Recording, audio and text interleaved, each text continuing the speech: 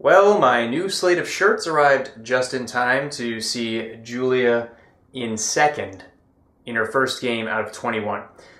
Brian took the lead on the final clue. He's got 12,600, Julia with 11,000, Deborah in third with 5,200. We will start with Brian and Julia. Weird having to go over to the left side of the board first.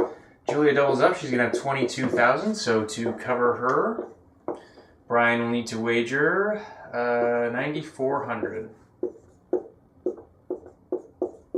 If he gets it wrong with that wager, he's going to be left with 3,200. So to stay above him, Deborah can wager up to 2,000. And Julia can wager up to 7,800.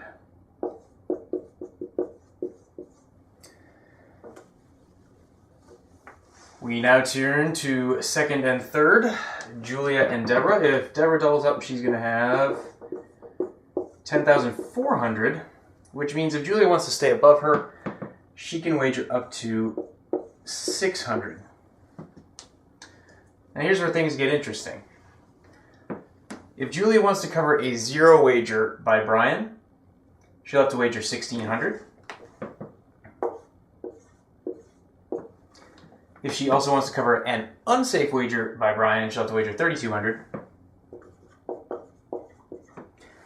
And notice that either of those wagers will put her at risk of falling below Deborah. Let's assume Deborah's going to wager this 2,000. That will put her at 7,200 if she's right. So for Julia to stay in above her, she can wager above 3,800, or no more than 3,800. So I'm going to put that there. I'm actually going to make that her preferred wager. In Deborah's case, you should say, to respond to this, because this is a very rational wager, I would just wager everything. Take the game into my own hands. Yes, there is the possibility that Julia will wager large, but still the 2,000 max wager isn't bad.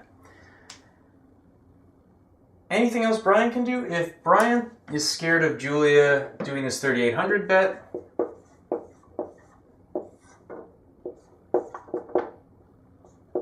oops, I did that entirely backwards. That's going to put her at 14,800.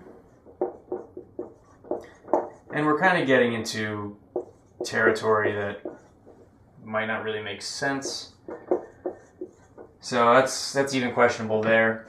Okay, I think I am done here. Oh yeah, one other thing. If Julia wagers this 600 amount, she'll have 11,600. And so to stay above that, Brian could wager at most 1,000. Oh boy. All right. Let's see if Julia pulls this one out. Lo and behold, tonight's final response lived in the town next to where I grew up, so I saw him pretty much every year at my high school. Deborah got it wrong, but wagered 0, which is my alternative range. Julia also got it wrong and went for everything. So that's over to Brian. He got it right. John Irving wagered 10,000, and he has an accent that, frankly, I could get used to. But Julia, 20 wins, over $400,000, and having met her over the weekend, I have to say she is just as nice and just as endearing and just as humble as she appears on TV. And I look forward to seeing how she does in the Tournament of Champions. And I look forward to seeing you here tomorrow on the final wager.